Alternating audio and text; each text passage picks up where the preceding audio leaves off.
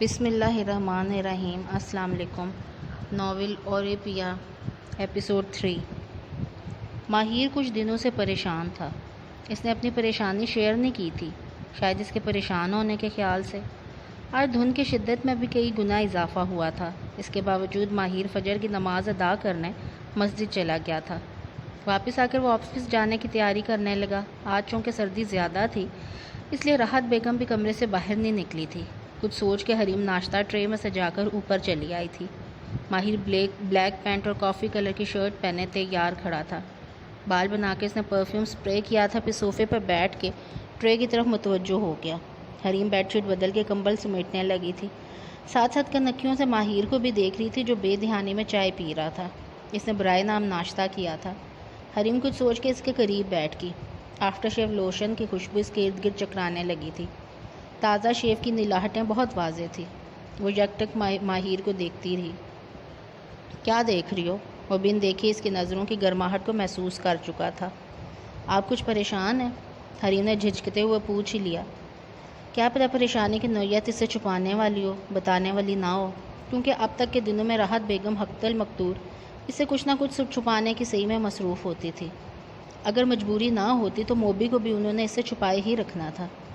تم نے کیسے جانا کہ میں پریشان ہوں؟ اس نے چائے کا خالی کپ میز پہ رکھ دیا۔ آپ مجھے وجہ نہیں بتائیں گے؟ وہ اس کے سوال کو یکسر نظر انداز کر کے آس بھری نظروں سے دیکھ رہی تھی۔ انسان اپنے الجھنوں کو اپنوں سے ہی شیئر کرتا ہے، اس امید پر کہ اس کی پریشانی کو بانٹ لیا جائے گا۔ کیا بتاؤں؟ وہ سوچ میں پڑ گیا تھا، پھر ایک دم ہی بتانے لگا۔ یہ کوئی اتنی بڑی بات نہیں، تاہم صرف میں تمہاری خواہش پہ بتا دیتا ہوں۔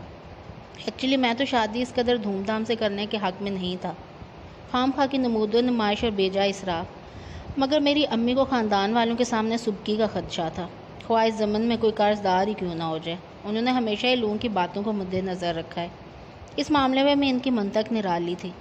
اونچی ناک کو سنبھالنا اور بچانا مشکل تھا۔ اب بتا رہی ہیں کہ جیولر کے 1.25 روپے بھی دینے ہیں، تو اس میں پرابلم کیا ہے؟ آپ چوڑیاں یا گولڈ کا سیٹ جیولر کو واپس کر دیں، میں ابھی نکال دیتی ہوں۔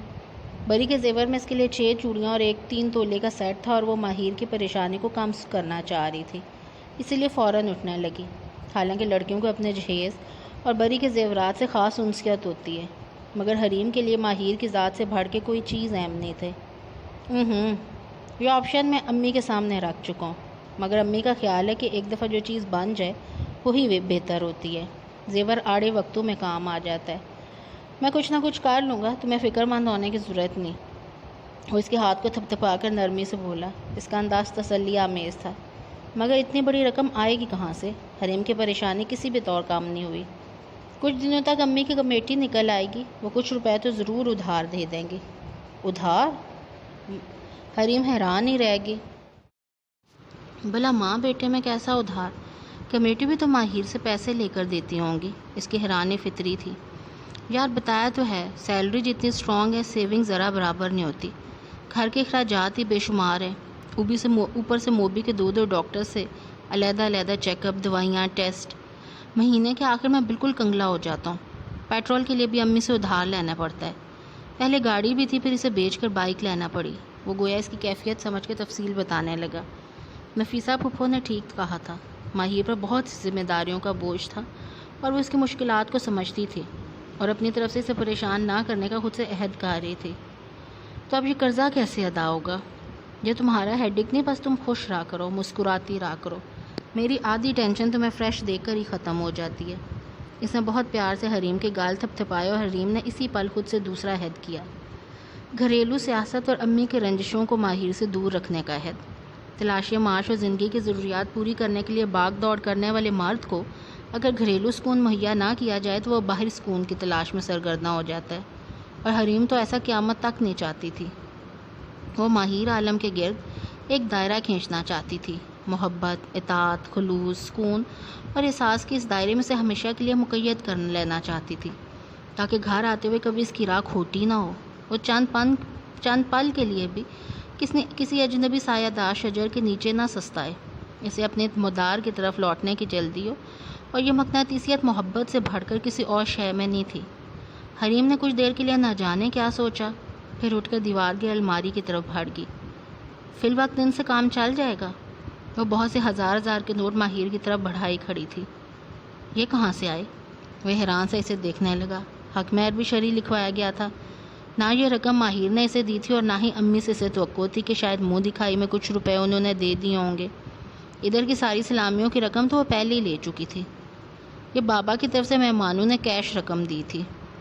یہ تم انکل کو لوٹا دیتی، یہ رقم انہی کا حق تھی۔ ماہر نے روپے نہیں پکڑے تھے۔ اس کی ماں نے حریم سے یہی کچھ کہہ کر سلامی کے پیسے لیے تھے۔ ان کا خیال تھا انہوں نے جو کچھ لوگوں کو دیا دلایا تھا وہی کچھ واپس آیا ہے۔ بابا نے بصد اصرار مجھے دے دیے تھے۔ وہ زبردستی سے تماک کی ٹرے میں برتن رکھنے لگی۔ مگر حریم، کوئی اگر مگر نہیں، اب اٹھ بھی جائیے، آفس سے دیر ہو جائے گی، دھند کی بھی اتنی دبیز چادر تو نہیں ہے، احتیاط سے جائیے گا۔ ٹھیک ہے، جو ادھار ہوا۔ کچھ سوچ کر وہ مان گیا۔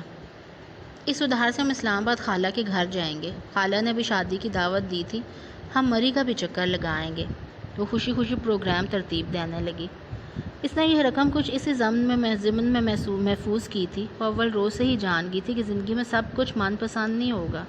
اسے روایتی سا ماحول ملا اور پھر زندگی کے جھمیلوں میں الجھے چند یہ دن اچھی یاد کی صورت میں ہمیشہ تازگی اور تابندگی قائم رکھیں گے۔ ماہر کی مکمل ہمراہی اور مری کے برف پوش پہاڑیوں کو دیکھنا کتنا اچھوتا، انوکھا اور دل فریب ہوگا۔ اپنی یہ خواہش بہت چاہنے کے باوجود ماہر سے شیئر نہیں کر سکی تھی، مگر اس وقت اچانک اس کے منہ سے چند الفاظ ایک خوبصورت سی فرمائش بن کر ادا ہوئے تھے۔ ماہر لہجے بھر کو رک کے اس کے چمکتے سفید چہرے میں خوشی مسرت کی جگمگاہٹ دیکھنے لگا تھا۔ کس قدر تابناکی روشنی اور شگفتگی سے پھوٹ رہی تھی حریم کے ہر نقش سے، اس کی آنکھوں سے، ہونٹوں سے۔ نہ جانے کیوں ماہر کو طاق میں رکھے چراغ کی تیز ہوتی لو کو پھونک مار کر بجھانا، اس مسکراہٹ کی شگفتگی کو سمٹنا دیکھنے کا حوصلہ نہ تھا۔ ویسے اللہ حافظ کہہ کے تیزی سے سیڑھیاں اتر گیا تھا۔ ہمیشہ کی طرح حریم اسے گیٹ تک چھوڑنے کے لیے پیچھے بھاگی تھی۔ پھر گیٹ بند کر کے اندر آئی تو راحت بیگم بھی اٹھ چکی تھی اور ان کا موڈ ہمیشہ کی طرح بگڑا ہوا تھا۔ وہ کچن میں کھڑی تھی اور برتنوں کی شامت آئی ہوئی تھی۔ میرا بچہ بھوک سے بلک رہا ہوگا، ایک کھانے پکانے کی ذمہ داری ہے، وہ بھی ایسے طریقے سے نبھائی نہیں جا سکتی۔ چونچلوں سے فرصت ملے تب نہ، گھر میں جوان نند ہے، ساس ہے، مگر آج کل کی لڑکیوں میں تو حیا سرے سے ہے ہی نہیں۔ وہ سنک میں چائے کے برتن پٹک رہی تھی۔ حریم بیچاری پر گھڑوں پانی پھیر گیا۔ شرمندگی سے سر اٹھ ہی نہیں سکا۔ امی آپ بیٹھیے، میں ناشتہ بناتی ہوں، وہ بمشکل لب کچلتے ہوئے بولی۔ رہنے دو بی بی، ہاتھ سلامت ہیں، کون سے پہاڑ توڑنے، ابھی بنا لیتی ہوں۔ تہجد کے وقت کا بندہ اٹھا ہو تو 7 بجے تک بھوک سے حشر ہو جاتا ہے، اور اب تو 8:30 ہونے والے ہیں۔ روزانہ یہی ڈرامہ تو ہوتا ہے۔ انہوں نے 2 پل میں اس کی گزشتہ خدمتوں کو بھی مٹی میں رول دیا۔ آپ کے کمرے کا دروازہ بند تھا، میں سمجھے نماز کے بعد دوبارہ سو گئی ہیں، اس لیے صفائی پیش کرتے ہوئے نہ جانے آنکھوں کے سامنے چادر کیوں تن سی گئی تھی۔ اس نے بمشکل آنکھوں میں امڑتی نمی کو اندر اتارا۔ جواز تو سارے پہلے سے موجود ہوتے ہیں، ان کا غصہ کسی طور کام نہیں ہوا تھا۔ وہ بھوک کی بہت کچی تھی۔ حریم سے ایک عظیم غلطی سرزد ہو چکی تھی۔ اس کا ازالہ یوں ممکن تھا کہ رات کے کھانے میں اہتمام کیا جائے، چاہے وہ کس قدر مقروض ہی کیوں نہ ہوتی، مہینے کا آخر ہی کیوں نہ ہوتا۔ وہ خوراک کے معاملے میں قطعاً احتیاط نہیں کرتی تھی، نہ ہی کفایت شعاری سے کام لیتی تھی۔ راشن بے دریغ اور کھلا آتا تھا، اسی طرح استعمال بھی فضول خرچی سے کیا جاتا، تبھی تو مہینے میں کئی مرتبہ سودا سلف لانا پڑتا تھا۔ جمیلہ اور راحت بیگم بہت خوش خوراک تھیں، مگر اس کی آمد سے پہلے گھر میں پکانا ایک بڑا مسئلہ تھا۔ اکثر فیفا پکا دیتی یا پھر بازار سے منگوا لیا جاتا۔ ماسی بتاتی تھی زیادہ تر فیفا ہی کھانا پکا دیا کرتی تھی۔ بقول ماسی کے شادی سے پہلے فیفا کا زیادہ وقت یہیں پر گزرتا تھا۔ ماسی کے خیال میں ماہر کی شادی ہو جانے کے بعد فیفا کی آمد و رفت کم ہوئی تھی، مگر حریم کا ذاتی خیال یہ تھا کہ بینک کی جاب اور مصروفیت بڑھنے کی وجہ سے وہ کم کماتی ہے۔ یہ خیال زیادہ قوی تھا اور وہ فضول وہموں میں پڑنے والی نہیں تھی۔ تاہم ماسی کا ارادہ تو مزید گل افشانیاں کرنے کا تھا، مگر حریم کا رویہ دیکھ کے دل محسوس کر رہے کہ شاید ماسی چٹخارے لینا چاہتی تھی اور حریم نے اس کی یہ خواہش پوری نہیں کی تھی۔ موبی کو دوائی دینی ہے، دماغی امراض کے ڈاکٹر سے چیک اپ کروانا ہے۔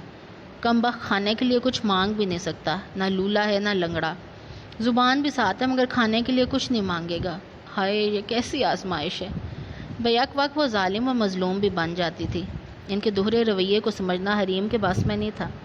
اس وقت وہ گولہ باری کرنے کے بعد رقت آمیز لہجے میں بول رہی تھی۔ کچھ ہی دیر بعد آنکھوں سے آنسو بھی بہنے لگے تھے۔ حریم کو سمجھ نہیں آ رہا تھا کہ ان کی دل جوئی کس طرح کرے۔ وہ اسی کشمکش میں کھڑی رہ گئی اور وہ آنکھیں دوپٹے کے پلو سے پہنچتی باہر نکل گئی۔ حریم نے فٹافٹ ناشتہ بنایا، پہلے موبی کو دیکھ کر آئی، پھر امی کے کمرے کی طرف چل دی۔ امی اور جمیلہ دونوں بیڈ پر رضائی میں گھسی بیٹھی تھی۔ باہر کے سرد خشک اور ٹھٹھراتے ماحول سے زیادہ اندر کے نرم گرم پرسکون ماحول نے جسم کو تقویت پہنچائی تھی۔ آلو کے پراٹھے، اب تو لیٹ ناشتہ ملنے کا کلک بھی نہیں رہا۔ واہ، مزہ آ گیا، گرم گرم چائے ود پراٹھا۔ جمیلہ خوشی سے چہکی۔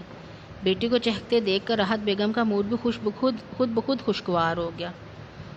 کمرے میں ہیٹر ہو، نرم گرم بستر ہو، سامنے ٹی وی پر پسندیدہ پروگرام بھی آ رہا ہو اور من پسند ناشتہ بھی مل جائے تو مزاج بھی بہتر ہو جاتے ہیں اور ناشتے کا لطف بھی دوبالا ہو جاتا ہے۔ حریم سوچتے ہوئے پلٹ آئی تھی۔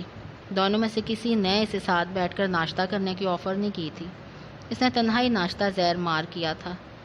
کچن صاف کرتے اور برتن دھوتے 10 بج گئے تھے۔ ماسی ابھی تک نہیں آئی تھی اور شاید اس کا بھی آج ڈنڈی مارنے کا ارادہ تھا۔ عام حالات میں پورے دن کے کام نپٹاتے ہوئے تھکن سے چور ہو جاتی تھی۔ آج تو صفائی وغیرہ بھی خود ہی کرنا پڑی۔ اس کا ذہن اور جسم بری طرح تھک چکا تھا۔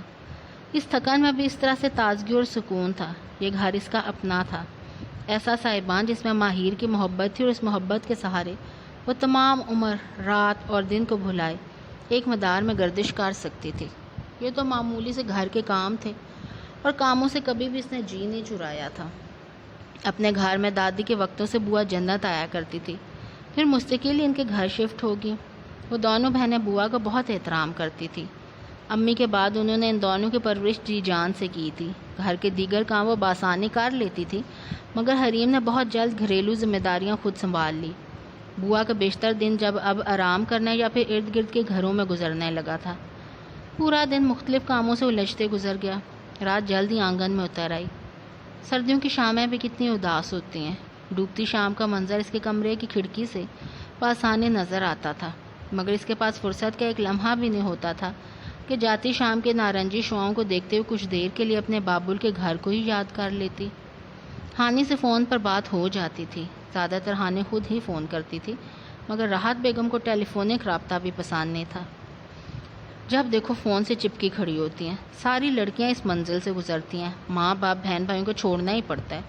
ان کی روز روز کی بڑبڑاہٹوں سے تنگ آ کے حریم نے فون سننا ہی ترک کر دیا تھا۔ زیادہ جی گھبراتا تو ماہر کے سیل فون سے ہانی اور بابا سے بات کر لیتی۔ آج سارے شام ہی ماہر گھر آ گیا تھا۔ اس وقت وہ ماں کے کمرے میں ٹی وی دیکھ رہا تھا۔ شاید چائے اس نے خود ہی بنا لی تھی۔ وہ اپنا سب سے خوبصورت سوٹ پہن کر اور لمبے بالوں کو محض کلپ میں قید کیے ہلکا پھلکا میک اپ کر کے نیچے آئی تو راحت بیگم کے کمرے سے آتی ماہر کی آواز سن کے اس کا دل یکبارگی دھڑک اٹھا تھا۔ جمیلہ نے کچھ چونک کر اسے دیکھا تھا۔ اس کے کھلے کھلے روپ کی وجہ سے جمیلہ کی آنکھوں میں ہلکی سی ناگواری دار آئی۔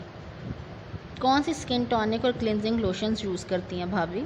اس نے سرسری سا لہجہ بنا کر پوچھا، پھر اس کے کچھ کہنے سے قبل ہی بول پڑی، اب مکر مت جائیے گا۔ نہیں محتاج کاسمیٹکس کے جنہیں حسن خدا نے دیا۔ اپنے پشت پر اسے ماہر کی آواز سنائی دی۔ وہ اس کی ڈھال بنا کھڑا تھا۔ ہمیشہ ایک تحفظ کا احساس لیے اس کا رفیق، ہمزاد اور ہم سفر، جس کے ساتھ بہت دور تک سفر طے کرنے کا شوق اور چاہ میں وہ بابل کی دہلیز چھوڑ کر آئی تھی۔ اس کا رکھوالا، پاسباں، نگہباں۔ حریم کی آنکھیں جگر جگر کرنے لگی۔ چلو کالونی کا ایک چکر لگا کر آتے ہیں۔ ماہر نے اس کے شانے پہ ہلکا سا ٹھہوکا دے کر کہا تھا۔ حریم ایک دم اور بھی تازہ اور شگفتہ خود کو محسوس کرنے لگی۔ اس وقت اس بلا کی سردی میں سڑکوں پہ تو دھند پھیل گئی ہے۔ جمیلہ نے ناگواری کا واضح اظہار کر دیا۔ تو کیا ہوا؟ دھند کا تو یہی حال ہے۔ ابھی کچھ دنوں تک موسم ابر آلود اور دھند اسی شدت سے پڑے گی۔ ماہر نے لاپرواہی سے کہا تھا، پھر ماں کو بتا کر اسے باہر آنے کا اشارہ کر کے خود کمرے سے نکل گیا۔ جمیلہ موسم کا حال سننے کے لیے نہیں کھڑی ہوئی تھی، پاؤں پٹکتی ہوئی اندر چلے گی۔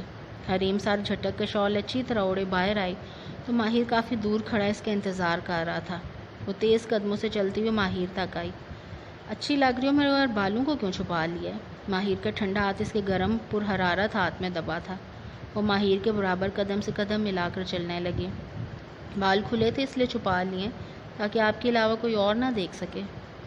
That's good. وہ دل فریبی سے مسکرایا۔ اس دھند میں سڑکیں عموماً سنسان ملتی ہیں۔ ہمارے جیسے سرپھروں کی کوئی کمی نہیں ہے، حریم سوں سوں کرتے ہوئے مزے سے بولی۔ پارک کی طرف چلیں؟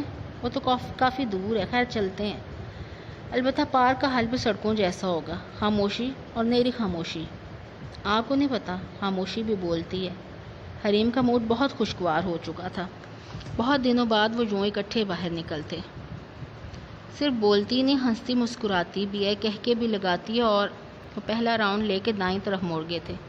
ماہر نے اسے اشارے سے بتایا کہ سامنے جامع مسجد ہے، اس کے برابر میں سپر سٹور بھی تھا جس سے ضرورت کی ہر شے ارجنٹ مل سکتی تھی۔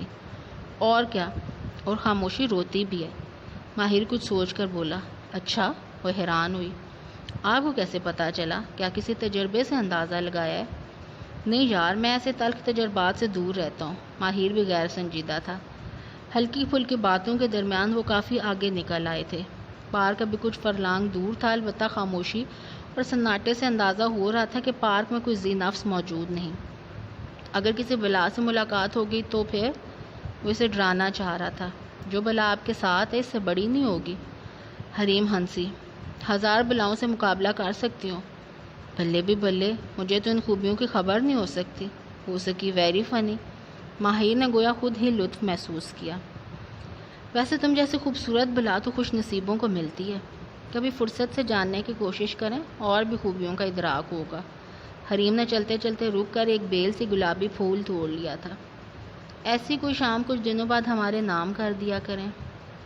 اے میری پریتی، پری رو، میری زندگی کی ہر شام تمہاری، ہر سحر تمہاری، ہر دوپہر تمہاری، ہر سپہر تمہاری، بس رات میری۔ وہ اس کے نرم گرم بازو پر چٹکی بھرتے ہوئے تپتی لو دیتی نظروں سے دیکھ کر بولا۔ حریم شرم سے اور بھی سرخ پڑ گئی۔ رات سے یاد ہے، ذرا جلدی اوپر آ جایا کرو۔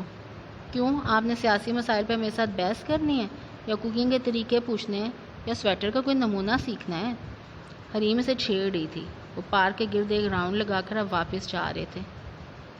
آنے والے بچوں کے متعلق کچھ ڈسکشن کرنی ہے۔ وہ بھی ماہر تھا، بات کو خالی جانے نہیں دیتا تھا۔ برجستہ بول کے اس کی شرمیلی ہنسی کو سننے لگا۔ کیسی ڈسکشن؟ یہی کہ کوئی پروگرام نہیں چننا منا لانے کا؟ فضول مت بولیے، وہ مصنوعی خفگی سے کہنے لگی۔ قدموں کی رفتار بھی تیز کر دی تھی۔ باتوں کے دوران وقت گزرنے کا احساس تک نہیں ہوا۔ انہیں گھر سے نکلے گھنٹہ بھر ہونے والا تھا۔ آپ سے کسی نے کچھ کہا تو نہیں اس بارے میں؟ مان وہ خوفزدہ سی ہو کے ایک دم مڑ کے پوچھنے لگی۔ نہیں، یہی تو میری خواہش ہے، شاید امی کی بھی ہو، جمیلہ کی بھی ہو، اور تمہیں نہیں کیا چاہیے کیا؟ آہستگی سے نرمی سے پوچھنے لگا۔ کیوں نہیں؟ حریم اور بھی آہستگی سے بولی۔ ویسے بائی دا وے ابھی دن ہی کتنے ہوئے ہیں شادی کو؟ یہی کوئی 2.5-3 سال۔ ماہر نے شرارت سے اس کے بے حد سرخ ناک دباتے ہوئے کہا۔ اچھا، تو 2.5 مہینے اب آپ کو 2.5 سال بھی لگنے لگے ہیں۔ 2-3 سال بعد تو آپ کہیں گے حریم کہیں 30-40 سال تو نہیں ہوگے شادی کو، تم بوڑھی لگنے لگی ہو۔ وہ ناراضی سے گویا ہوئی۔ تم تو بوڑھی ہو کے بھی پری دزخت لگو گی۔ وہ چین کی شہزادی تھی، امام بن زیمان کی بیوی تھی، زائد کی ماں تھی اور رستم کی دادی تھی۔ جو اس کی بات سے لطف لیتا، نہ جانے کس مرحوم شہزادی کا شجرہ نسب سنانے لگا۔ بڑھاپے پہ میری ناک کسی چینی شہزادی کی طرح چپک کر بالکل سپاٹ ہو جائے گی، یا پھیل کر چہرے کے ساتھ لگ جائے گی؟ حریم بری طرح چڑھ کر بولی تو ماہر بے اختیار ہنس پڑا۔ اس کے لبوں پہ مدھم سے پھیلی مسکان اب ہنسی کی شکل میں حریم کے ارد گرد پھیل گئی تھی۔ تم تو بہت پرلطف گفتگو کرتی ہو۔ افسوس کہ آپ کے پاس ایسی پرلطف باتوں کے لیے وقت کی کمی ہے۔ وہ شکوہ نہیں کرنا چاہتی تھی، مگر نہ جانے کیسے لبوں سے لفظ پھسل پڑے۔ اس صورت پر، اس پیاری سی مورت پر شکوے کے بادل کتنے بھلے لگ رہے ہیں۔ مگر جانے جہاں، ذرا اس ٹائٹ شیڈیول پہ غور تو کرو۔ مزدوری کر کے آتا ہوں، کسی حسینہ کے ساتھ آوارہ گردی نہیں کرتا، نہ ہی دعوتیں اڑاتا ہوں۔ سوری ماہر، وہ فوراً ہی پگھل گئی تھی۔ تبھی اسے احساس ہوا کہ آج وہ صبح 5 بجے سے جاگا ہوا ہے، اور لمحہ بھر کو بھی اس نے آرام نہیں کیا۔ اسی لیے نرمی اور ہمدردی سے بولی، آپ ریسٹ کر لیتے، باہر آنا کوئی ضروری تھا؟ میری ہمراہی میں جو یہ ستارہ آنکھوں میں جگمگاہٹ اتر آئی ہے، یہ گھر میں کہاں اترنی تھی؟ تمہارا موڈ خوشگوار ہو گیا۔ اس سے زیادہ اطمینان اور سکون میرے لیے محض 2 گھڑی کے آرام میں نہیں تھا، اور میرے لیے بھی آپ کے سکھ، چین اور آرام سے بھر کے سڑکوں پر لور پھرنا بھی اہم نہیں ہے۔ اسے شدت سے ماہر کی تھکاوٹ کا احساس بے قرار کرنے لگا تھا۔ واپسی پہ ماہر اسے کسی دوسرے راستے سے لایا تھا۔ سپر سٹور کے سامنے سے گزرتے ہوئے ماہر نے اس سے پوچھا، حریم آئس کریم کھاؤ گی؟ اس ٹھنڈ میں کلفی جم جائے گی میری۔ اسے آئس کریم کے نام سے کپ کپی سی آنے لگی۔ آئس کریم کا مزہ تو دسمبر کی ٹھنڈ میں ہی آتا ہے، گرمی میں لوڈ شیڈنگ کی وجہ سے آئس کریم کے شوربے کا بھلا کیا لطف۔ ویسے مسلسل لالچ دے رہا تھا، نہ بابا، نہ میں خود کھاؤں گی نہ آپ کو کھانے دوں گی، ورنہ امی کے الزام کون سن پائے گا۔ اس نے فوراً کانوں کو ہاتھ لگائے۔ کیسے الزام؟ یہی کہ میرے بیٹے کو ٹھنڈ میں لے کر چلے گی اور اسے نمونیا کر لائی ہے۔ یہ بات تو ہے، ماہر نے فوراً اتفاق کر لیا۔ حریم نے اسے آنکھیں دکھائیں۔ چاکلیٹ تو کھاؤ گی نا؟ چاکلیٹ چلے گی۔ حریم نے اس بات میں سر ہلایا۔ اوکے، تم ناک کی سیٹ میں چلو، میں ابھی آتا ہوں۔ وہ اسٹور کی طرف تیز قدموں سے بڑھ گیا تھا۔ حریم اس کے حکم کے مطابق آہستہ آہستہ چلنے لگی۔ اسٹور جب کافی دور رہ گیا تو حریم نے مڑ کر دیکھا۔ ماہر ابھی تک نہیں آیا تھا۔ وہ کچھ اور قدم چل کر اس کا انتظار کرنے لگی۔ یہ اسٹریٹ بھی سنسان تھی، اکا دکا لوگ اسٹور میں سے نکل رہے تھے۔ کچھ اور آگے چھوٹا سا خالی پلاٹ تھا، حالانکہ سڑک کے دائیں بائیں جانب جدید مکانات تھے۔ صرف ایک خالی پلاٹ تھا جسے ڈھیروں پھولوں کی خوشنما باڑ سے سیف کیا گیا تھا۔ محلے کے بچے شاید کرکٹ کھیلتے تھے یہاں۔ حریم نے آگے ہو کر دیکھا، وہ دو لکڑی کے بینچ بھی تھے۔ داخلی دروازے کے قریب بھی ایک بینچ تھا جس پر ایک وجود بیٹھا تھا۔ حریم کا دل یک بار کی خوف سے لرز اٹھا۔ اس نے غیر ارادی طور پر سنسان سڑک کو مڑ کر دیکھا تھا۔ اس کا دل زور زور سے دھڑکنے لگا۔ وہ زیر لب آیت الکرسی پڑھتے ہوئے ماہر کے جلد آنے کی دعائیں کرنے لگی، پھر کچھ سوچ کے سپر اسٹور کی طرف رخ کرنے لگی جب وہ بینچ پر بیٹھا وجود کھڑا ہو گیا تھا۔ حریم کے لبوں سے نکلنے والی چیخ بے ساختہ تھی۔ تبھی اندھیرے کو چیرتا ہوا وجود تیزی سے حریم کی طرف بڑھا۔ حریم نے بے تحاشا چیخنا چاہا۔ اس نے دونوں ہاتھ چہرے پر رکھ لیے تھے اور وہ زار زار رونے لگی تھی جب ایک مانوس سی آواز اس کے کانوں سے ٹکرائی۔ حریم، حریم! یہ آواز عفیفہ کی تھی۔ حریم نے چہرے سے ہاتھ اٹھا کر دیکھا اور عفیفہ کو دیکھ کے اس کی جان میں جان آئی۔ عفیفہ، تم یہاں؟ ہاں میں ہوں۔ امی کی دعائیں لینے میڈیکل اسٹور تک گئی تھی۔ پیر میں کانٹا چبھ گیا تھا، اس لیے ذرا دیر کو بینچ پر بیٹھ گئی۔ تم بتاؤ اس وقت اکیلی کہاں سے آ رہی ہو؟ عفیفہ نے بغیر گڑبڑائے آرام سے پوچھا تھا۔ اس کے چہرے پر کوئی گھبراہٹ نہیں تھی، جبکہ حریم حیران سی عفیفہ کے خالی ہاتھ دیکھنے لگی۔ دوائیں تو اس کے پاس نہیں تھیں۔ وہ شاید سمجھ گئی تھی، اس لیے بے نیازی سے بولی، دوائیں نہیں ملی، کل دوسرے میڈیکل اسٹور سے لاؤں گی۔ حریم نے اس کی بات سن کر سر ہلا دیا، گویا اسے عفیفہ کے جواز پر یقین آ گیا، مگر اس کی بے حد سرخ آنکھوں کو دیکھ کر حیران تھی۔ یوں لگتا تھا عفیفہ کافی دیر سے رو رہی ہے، مگر اس خیال کو بھی حریم نے جھٹک دیا۔ شاید سردی کی وجہ سے آنکھیں سرخ ہو رہی ہیں۔ وہ کوئی غلط اندازہ نہیں لگانا چاہتی تھی۔ تم نے بتایا نہیں کہاں سے آ رہی ہو؟ عفیفہ نے اپنا سوال پھر سے دہرایا تھا۔ اسی اثنا میں ماہر تیز تیز چلتا ان کے قریب آ گیا۔ میں بخاری انکل سے ان کے بیٹے کا پوچھنے لگا تھا، وہ چھت سے گر گیا تھا۔ عفیفہ کو دیکھ کے ماہر کے تاثرات بھی کم و بیش حریم جیسے تھے۔ امی کی دعائیں لینے آئی تھی۔ ماہر کے کچھ کہنے سے پہلے وہ بول پڑی، مل گئی دعائیں؟ حریم کو یوں محسوس ہوا کہ ماہر کا لہجہ گہرا کاٹدار طنزیہ ہے۔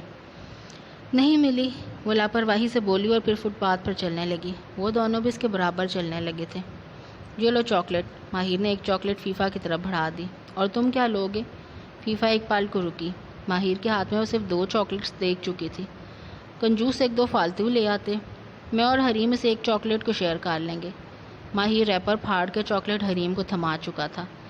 اس نے تھوڑی سی کھائی تھی جب ماہر نے اسے چاکلیٹ مانگ لی اور پھر خود تھوڑی سی نفاست سے چک کے حریم کی طرف بڑھا دی۔ اس نے جھجکتے ہوئے چاکلیٹ کو پکڑ لیا۔ فیفا کی موجودگی میں سے اس گیم سے خاصی الجھن ہوئی تھی، حالانکہ فیفا ناک کی سیدھ میں چل رہی تھی۔ وہ ان کی طرف متوجہ نہیں تھی۔ اس کے باوجود حریم کو بہت خفت سی محسوس ہوئی۔